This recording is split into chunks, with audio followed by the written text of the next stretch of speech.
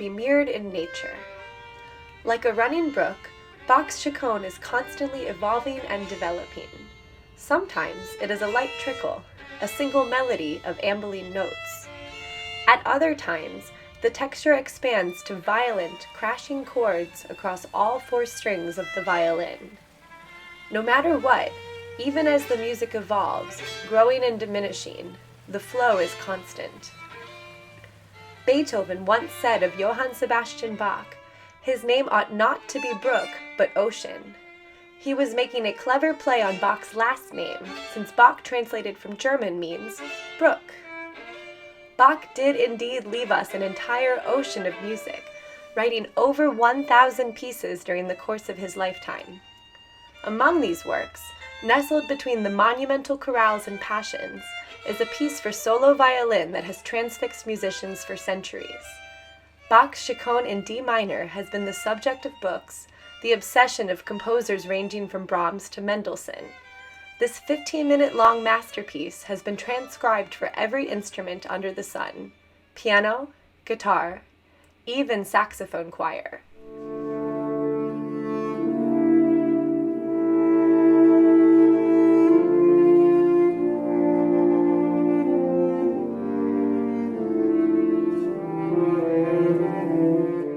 What makes the Chaconne so fascinating?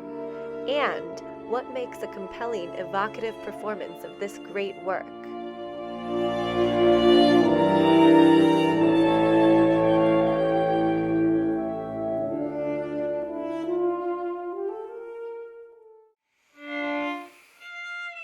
I have been playing the violin for 23 years, and I've been playing the Chaconne for the last 8 years. I've worked on it with 6 different teachers, played from 3 editions, experimented on modern and historical instruments, and even recorded it a few times. And yet, I still consider the Chaconne to be one of the most difficult pieces I've ever played. The more I get to know it, the more I find there is to discover.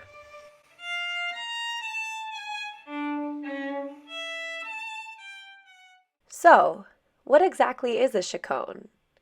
Around 1720, Bach wrote 6 sets of solo works for the violin, 3 sonatas, which consist of 4 alternating slow and fast movements, and 3 partitas, which are collections of dance movements. In the Baroque era, it was common for composers to write works for instruments using dance forms from the French royal court, such as alemans, sarabands, courantes, or gigues. While Bach probably didn't expect the people around him to actually dance along when these pieces were played, he would have been familiar with the step patterns and traditions associated with each dance. The Chaconne is the 5th and final movement in Bach's Partita No. 2 in D minor. Like the other movements, the Chaconne was also danced in the French court, but its origins can be traced back even further than that, likely to Spain's New World colonies. Chaconne dances are usually felt in triple time, 3 beats per bar, with a strong emphasis on the second beat. Most importantly, they feature an unfolding series of musical variations over a repetitive bass line. In their earliest iteration, Spanish chaconas were lively works featuring singers and dancers, wild instrumental variations, and suggestive, witty lyrics.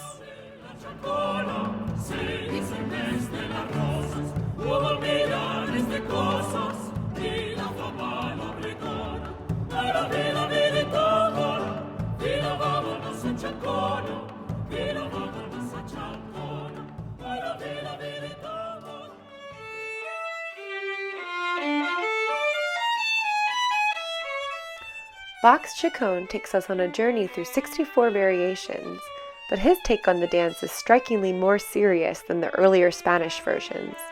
In his book Listen to This, music critic Alex Ross describes the shocking severity of Bach's Chaconne, rendering the form all but unrecognizable.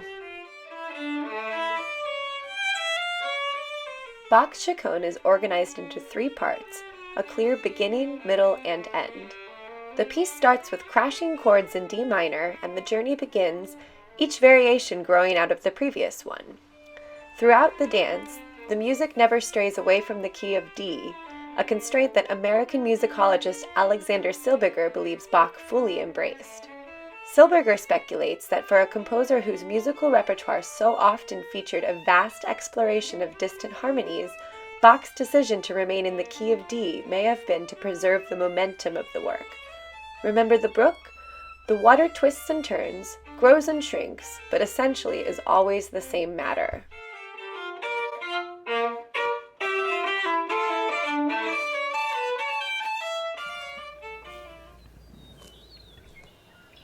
In the middle, following a violent storm of variations, Bach surprises us and the sun comes out. At the exact center of the piece, he changes the mode from minor to major. A singing chorale passage follows.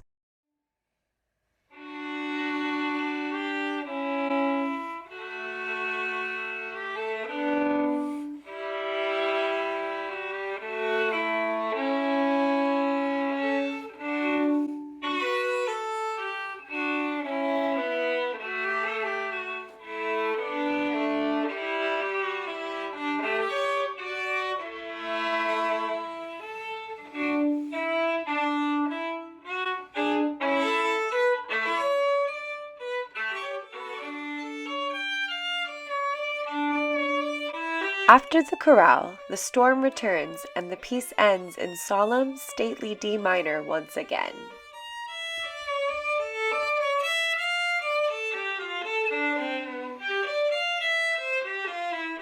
From the scope and range of the Chaconne, it's clear that this is a very emotional piece. But why did Bach write this somber, grieving dance?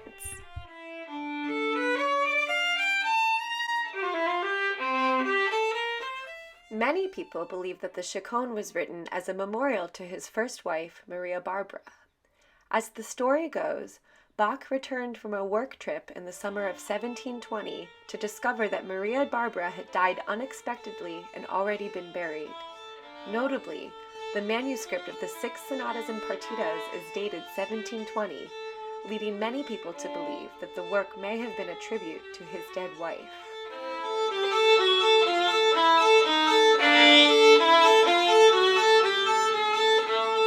Others aren't so convinced. Composers of the Baroque era, such as Bach, didn't usually write music as a direct emotional reaction to events in their lives. That came later with the Romantic composers.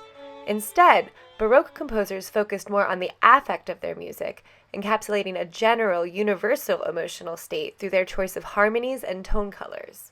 Musicians from the Baroque era have written that the affect of D minor is serious, pious, grand, tender, and devout.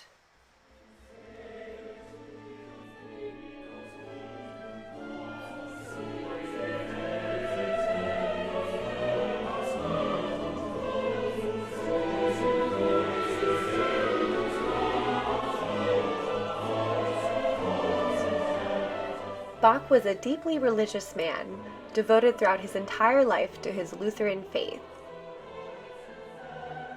Even though the Chaconne is a secular work, I find it helpful to turn to some of his religious works to influence how I perform it. Last year, I had the opportunity to play Bach's St. Matthew Passion, a massive 3-hour-long piece calling for 2 orchestras, 2 choirs, and a team of solo singers. The experience of performing that made me realize the scope of Bach's vision in his music making. When I play the Chaconne, even though I'm only one violinist, I try to imagine and recreate the range of his St. Matthew Passion.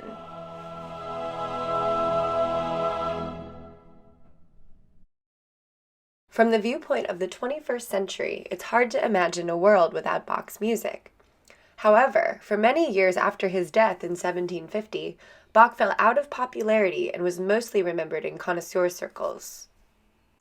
It was in fact Felix Mendelssohn who rescued Bach from being forgotten and restored his popularity in 1829 with the performance of none other than the St. Matthew Passion. Mendelssohn spent his life idolizing the music of Bach and even composed a piano accompaniment part for the Chaconne. He wasn't the only 19th century composer who tried his hand at arranging the Chaconne. Johannes Brahms made a transcription of the piece for piano left hand. Of the Chaconne, he wrote, On one staff, for a small instrument, the man writes a whole world of the deepest thoughts and most powerful feelings. If I imagine that I could have created, even conceived the piece, I am quite certain that the excess of excitement and earth-shattering experience would have driven me out of my mind. For the past century and a half, Bach's Chaconne has been regarded as a crest of musical accomplishment. The piece continues to enthrall and challenge musicians to this day, inviting an array of interpretations. It's true that many circumstances surrounding the work remain a mystery. We don't know with certainty why Bach composed it, and we have no recordings to tell us how it would have been played in his day. Nonetheless, this uncertainty allows for the freedom of personal discovery and exploration, ensuring that people will continue to engage with the music of Bach for generations to come.